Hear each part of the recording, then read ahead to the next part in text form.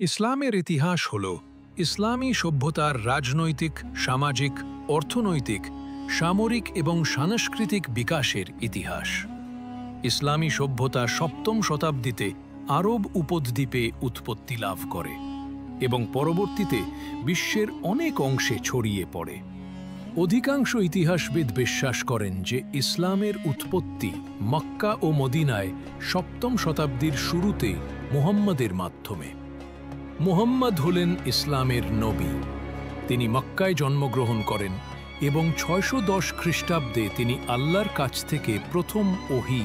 ৭৭০ দশকে তেলের দাম বৃদ্ধি পেলে গলফ কোঅপারেশন কাউন্সিলের আরব রাষ্ট্রগুলোর, বিশেষ করে বাহরাইন, কুয়েত, ওমান, কাতার, সৌদি আরব এবং সংযুক্ত আরব আমিরাত অর্থনীতি বিকশিত হয়। এই তেল সমৃদ্ধ দেশগুলো এখন বিশ্বের বৃহত্তম তেল উৎপাদক এবং রপ্তানিকারক। গলফ কোঅপারেশন কাউন্সিলের আরব রাষ্ট্রগুলো পুঁজিবাদী অর্থনীতিতে রূপান্তরিত হয়েছে। তারা মুক্ত বাণিজ্য এবং পর্যটনকে উৎসাহিত করছে। সময়রেখা: মুসলিম বিশ্বের বিভিন্ন অঞ্চলে এখনও সংঘাত চলছে। এই সংঘাতগুলোর মধ্যে রয়েছে ইসরায়েলি ফিলিস্তিনি সংঘাত, কাশ্মীর। ৯১ এবং ২০ শতাব্দীর মধ্যে মুসলিম বিশ্বে ইউরোপীয় উপনিবেশবাদের উত্থান ঘটে। এই সময়ের মধ্যে ইউরোপীয় শক্তিগুলো যেমন Britain, France, Spain, Portugal, Russia এবং জার্মানি মুসলিম বিশ্বের বেশিরভাগ অংশে উপনিবেশ গড়ে তোলে। এই উপনিবেশগুলোতে ইউরোপীয় শক্তিগুলো তাদের নিজস্ব আইন, অর্থনীতি এবং সংস্কৃতি প্রবর্তন করে। ২ শতাব্দী ধরে মুসলিম বিশ্বের বিভিন্ন দেশের মানুষ ইউরোপীয় শক্তির অধীনে থেকে স্বাধীনতা অর্জনের জন্য লড়াই করেছে। এই লড়াইগুলোর কিছু এখনও চলমান রয়েছে এবং অনেক মুসলিম দেশ এখনও স্বাধীনতা অর্জন করেনি। মুসলিম বিশ্বের বিভিন্ন অঞ্চলে এখনও সংঘাত চলছে। এই সংঘাতগুলোর মধ্যে রয়েছে ইসরায়েলি ফিলিস্তিনি সংঘাত, কাশ্মীর। মালি সাম্রাজ্য ছিল একটি শক্তিশালী আফ্রিকান সাম্রাজ্য যা একাদশ থেকে ষোড়শ শতাব্দী পর্যন্ত বিদ্যমান ছিল। মালি সাম্রাজ্যটি একটি প্রধান বিশ্ব অর্থনৈতিক শক্তি ছিল এবং উত্তর আফ্রিকা থেকে পশ্চিম আফ্রিকা পর্যন্ত বিস্তৃত ছিল। ১৩শ শতাব্দীতে সিসিলি আমিরাত এবং অন্যান্য ইতালীয় অঞ্চল থেকে মুসলিম মুরদের নির্বাসন এবং দাসত্বের পর খ্রিস্টান বাহিনী রিকনকোয়েস্টের সময় ইসলামী ইবেরীয় উপদ্বীপকে ধীরে ধীরে জয় করে নেয়। রিকনকোয়েস্টা ছিল একটি যুদ্ধ যা ষোড়শ শতাব্দীতে উসমানীয় তুরস্ক, মুঘল ভারত এবং সাফাভীয় সাম্রাজ্য, ইসলামী বন্দুকধারী যুগের রাষ্ট্রগুলো বিশ্ব শক্তি হিসেবে আবির্ভূত হয়। এই রাজ্যগুলো শক্তিশালী সামরিক বাহিনী এবং বিস্তৃত সাম্রাজ্য গড়ে তোলে। আর্তুকিদরা ছিল একটি তুর্কি রাজবংশ যা আনাতোলিয়ায় বেশ কয়েকটি রাজ্য প্রতিষ্ঠা করেছিল। ১৩০০ এবং ১৪০০ শতাব্দীতে মঙ্গল এবং তৈমুর লংয়ের আক্রমণ এবং ব্ল্যাক ডেথের মহামারী মুসলিম বিশ্বের অনেক অংশকে দুর্বল করে দেয়। মঙ্গলরা ১৩শ শতাব্দীতে পারস্য, মধ্য এশিয়া এবং মধ্যপ্রাচ্যের অনেক অংশ জয় করে নেয়। তৈমুর লংয়ের আক্রমণও মুসলিম বিশ্বের অনেক অংশকে ধ্বংস করে দেয়। ব্ল্যাক ডেথের মহামারী মুসলিম বিশ্বের জনসংখ্যায় ব্যাপক হ্রাস ঘটায়। এই ঘটনাগুলো মুসলিম বিশ্বের প্রচলিত কেন্দ্রগুলোকে দুর্বল করে দেয় এবং নতুন শক্তির উত্থানের পথ তৈরি করে। তৈমুর লংয়ের অধীনে মধ্য এশিয়ায় একটি নতুন সংস্কৃতি ও শিল্পের বিকাশ ঘটে। এই সময়কালকে তৈমুরীয় রেনেসাঁ বলা হয়। তবে এই সময়ে পশ্চিম আফ্রিকায় মালি সাম্রাজ্য ও দক্ষিণ এশিয়ায় বাংলা সালতানাতের মতো শক্তিশালী মুসলিম শক্তিরও উত্থান ঘটে। ১৬-১৭ ১৩শ শতাব্দীর শুরুতে দিল্লি সালতানাত দক্ষিণ এশিয়ার উত্তর অংশে একটি শক্তিশালী মুসলিম রাজ্য হিসাবে আবির্ভূত হয়।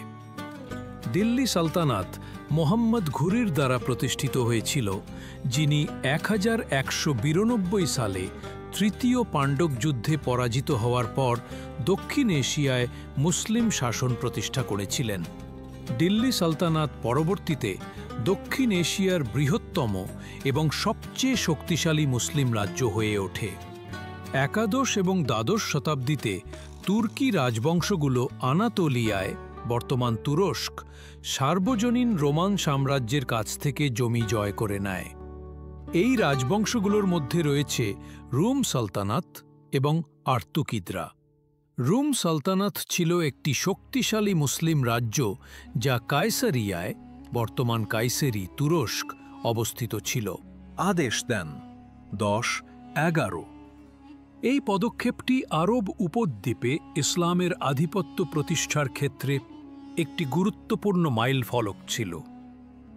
মুহাম্মদ মৃত্যুবরণ করার সময় 11 হিজরি 632 খ্রিস্টাব্দে আরব উপদ্বীপের প্রায় সমস্ত গোত্রই ইসলামে ধর্মান্তরিত হয়েছিল। মুসলিম সম্প্রদায়ের নেতা হিসেবে তার উত্তরসূরি কে হবেন তা নিয়ে মতবিরোধ দেখা দেয়।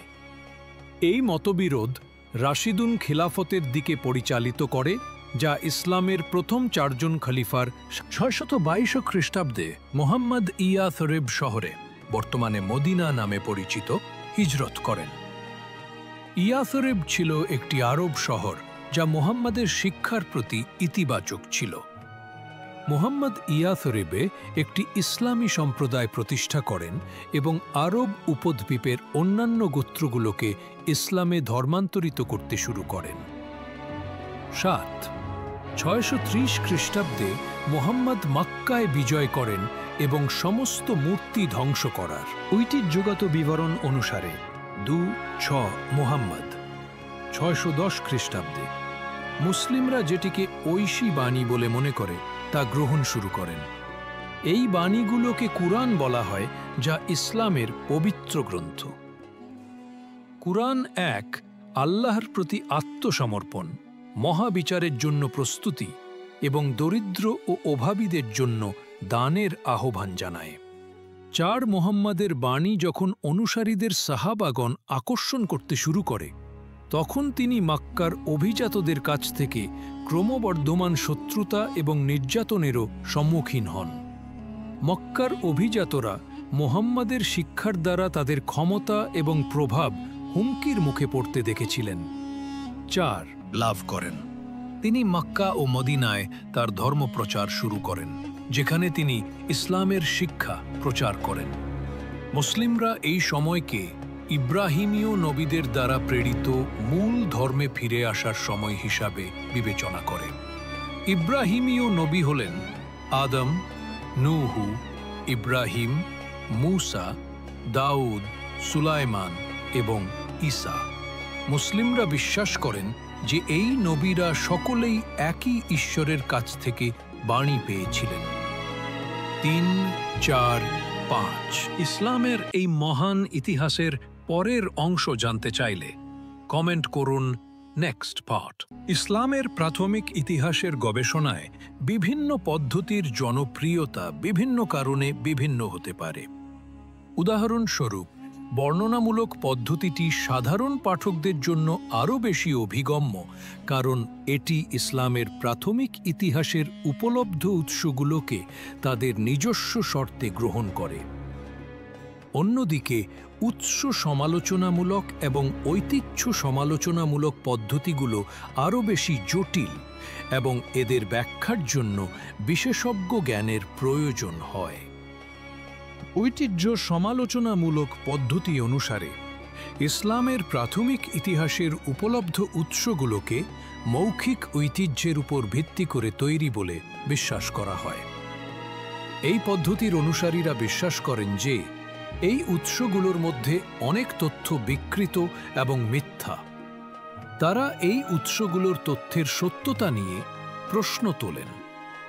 ইগনাস গোল্ডজিহর ঐতিহ্য সমালোচনামূলক পদ্ধতির প্রবর্তক ছিলেন এবং ইউরি রুবিন সমসাময়িক কালের উদাহরণ।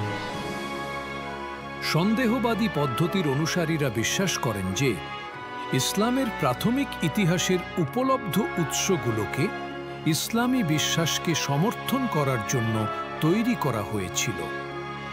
এই কারণে তারা এই উৎসগুলো থেকে ঐতিহাসিক সত্য উদ্ধার করা অসম্ভব বলে মনে করেন। সংশয়মূলক পদ্ধতির প্রাথমিক উদাহরণ হচ্ছে জন ওয়ান্সব্রোর কাজ। উৎস সমালোচনামূলক পদ্ধতি অনুসারে ইসলামের প্রাথমিক ইতিহাসের উপলব্ধ উৎসগুলোকে অত্যন্ত সতর্কতার সাথে বিশ্লেষণ করা হয়। এই পদ্ধতির অনুসারীরা বিশ্বাস করেন যে এই উৎসগুলোর মধ্যে অনেক অলৌকিক কাহিনী এবং বিশ্বাসকেন্দ্রিক দাবিগুলোকে পরে যোগ করা হয়েছিল।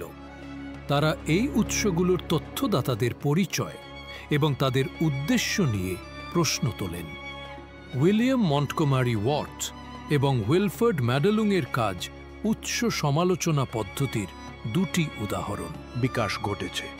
আজকের দিনে এই চারটি পদ্ধতিরই কিছু স্তরের সমর্থন রয়েছে: বর্ণনামূলক পদ্ধতি, উৎস সমালোচনামূলক পদ্ধতি, ঐতিহ্য সমালোচনামূলক পদ্ধতি এবং সন্দেহবাদী পদ্ধতি। বর্ণনামূলক পদ্ধতি অনুসারে ইসলামের প্রাথমিক ইতিহাসের উপলব্ধ উৎসগুলোকে তাদের নিজস্ব শর্তে গ্রহণ করা হয়। এই পদ্ধতির অনুসারীরা বিশ্বাস করেন যে এই উৎসগুলোর মধ্যে অলৌকিক কাহিনী এবং বিশ্বাসকেন্দ্রিক দাবিগুলোকে ইসলামী বিশ্বাসের সাথে সামঞ্জস্যপূর্ণ করার জন্য তৈরি করা হয়েছিল। তবে তারা বিশ্বাস করেন যে এই উৎসগুলো থেকে প্রাপ্ত তথ্যগুলোকে ঐতিহাসিক দৃষ্টিকোণ থেকে মূল্যায়ন করা যেতে পারে। এডওয়ার্ড গিবন এবং গুস্তাভ ওয়েল হলেন বর্ণনামূলক পদ্ধতি অনুসরণকারী প্রথম কিছু ঐতিহাসিকদের প্রতিনিধিত্বকারী। এটিও অনেক সমস্যাযুক্ত। আল তাবারির রচনায় অনেক গল্প, কিংবদন্তি এবং অতিরঞ্জন রয়েছে, যা ঐতিহাসিক সত্যের সাথে সামঞ্জস্যপূর্ণ নাও হতে পারে। এছাড়াও আল তাবারির মৃত্যুর সময় ইসলামের শুরু থেকে কয়েক প্রজন্ম কেটে গেছে, তাই তার বর্ণনাগুলো সেই সময়ের ঘটনাগুলোর সঠিক প্রতিফলন নাও হতে পারে। ইসলামের প্রাথমিক ইতিহাসের উপলব্ধ উৎসগুলোর বিষয়ে বিভিন্ন মতামতের কারণে ইসলামের প্রাথমিক ইতিহাসের চারটি ভিন্ন পদ্ধতির বিকাশ ঘটেছে। আজকের দিনে এই চারটি পদ্ধতিরই কিছু স্তরের সমর্থন রয়েছে: বর্ণনামূলক পদ্ধতি, উৎস সমালোচনামূলক পদ্ধতি, ঐতিহ্য সমালোচনামূলক পদ্ধতি এবং সন্দেহবাদী পদ্ধতি। ইসলামের উৎপত্তি সম্পর্কে যেসব তথ্য আমরা জানি তার বেশিরভাগই আল তাবারির রচনা থেকে এসেছে। আল তাবারি ছিলেন একজন বিখ্যাত মুসলিম ইতিহাসবিদ, যিনি নবম শতাব্দীতে বসরায় বসবাস করতেন। তার রচনাটি ইসলামের ইতিহাসের একটি বিস্তৃত বিবরণ প্রদান করে, তবে তারিখগুলো আনুমানিক। বিস্তারিত বিবরণের জন্য বিশেষ নিবন্ধগুলো দেখুন: প্রাথমিক উৎস ও ইতিহাসবিদ্যা, মূল নিবন্ধ, ইসলামের প্রাথমিক ইতিহাস। আরও তথ্যের জন্য দেখুন ইসলামের প্রাথমিক যুগে সামাজিক পরিবর্তন। ইসলামের ইতিহাসের সবচেয়ে পুরনো সময়গুলোর গবেষণা উৎসের অভাবের কারণে কঠিন হয়ে পড়েছে, অর্থাৎ ইসলামের উৎপত্তি, প্রাথমিক বিকাশ এবং প্রথম কয়েক শতাব্দীর ইতিহাস নিয়ে গবেষণা করা কঠিন, কারণ এই সময়ের সম্পর্কে খুব কম তথ্য রয়েছে। ইসলামের উৎপত্তির জন্য সবচেয়ে গুরুত্বপূর্ণ ইতিহাসবিদ্যার উৎস হল আল তাবারির রচনা, অর্থাৎ পাকিস্তান, উত্তর ভারত ও বাংলাদেশ এবং আনাটোলিয়া, আধুনিক তুরস্ক সহ ইসলামী বিশ্বের প্রধান ঐতিহাসিক ক্ষমতা এবং সংস্কৃতির কেন্দ্রগুলোকে অন্তর্ভুক্ত করে। সময়রেখাটি একটি আনুমানিক, কারণ কিছু অঞ্চলের শাসন কখনো কখনো বিভিন্ন ক্ষমতার কেন্দ্রগুলোর মধ্যে বিভক্ত ছিল এবং বৃহত্তর রাজনৈতিক ব্যবস্থায় ক্ষমতা প্রায়শই বেশ কয়েকটি রাজবংশের মধ্যে বিতরণ করা হতো। উদাহরণস্বরূপ, আব্বাসীয় খিলাফতের পরবর্তী পর্যায়ে যখন বাগদাদ শহরটিও বুইদ এবং সেলজুকদের মতো অন্যান্য রাজবংশের দ্বারা কার্যকরভাবে শাসিত হয়েছিল। আবার অটোমান তুর্করা সাধারণত আলজিয়ার্সের দেয়রা, তিউনিসের বেগ এবং ইরাকের মামলুকদের মতো স্থানীয় শক্তির হাতে দূরবর্তী প্রদেশগুলোর নির্বাহী ক্ষমতা অর্পণ করত। সময়রেখা।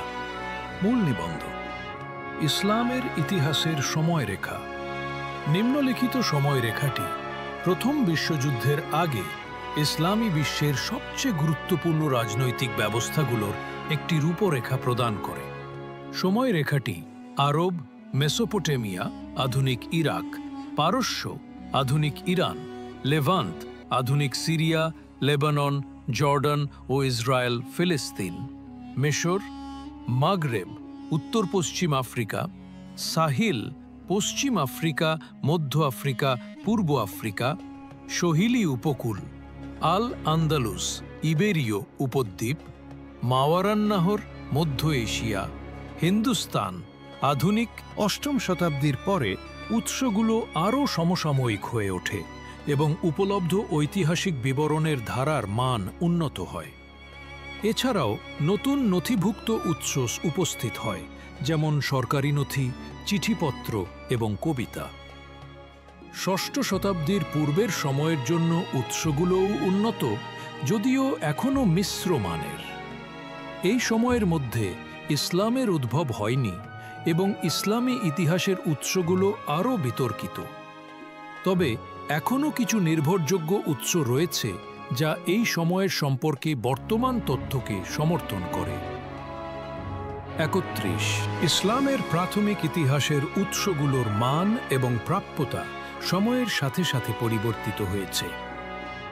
অষ্টম শতাব্দীর আগে উৎসগুলো খুব কম এবং দুর্বল মানের ছিল। এই সময়ের মধ্যে ইসলামের উত্থানের সাথে সাথে অনেক মুসলিম ইতিহাসবিদ এবং পণ্ডিত ইসলামের ইতিহাস লিখতে শুরু করেছিলেন। যাই হোক, এই উৎসগুলো প্রায়শই পরবর্তী 31 অষ্টম শতাব্দীর পরে উৎসগুলোর মান উন্নত হতে শুরু করে। এই সময়ের মধ্যে ইসলামী সাম্রাজ্য আরও বিস্তৃত হয় এবং অনেক নতুন শহর ও শিক্ষাকেন্দ্র প্রতিষ্ঠিত হয়। এই পরিবর্তনগুলোর ফলে আরও বেশি শিক্ষিত এবং পেশাদার ইতিহাসবিদ ও পণ্ডিতদের উত্থান ঘটে, যারা আরও নির্ভরযোগ্য এবং তথ্যপূর্ণ উৎস তৈরি করতে সক্ষম হয়।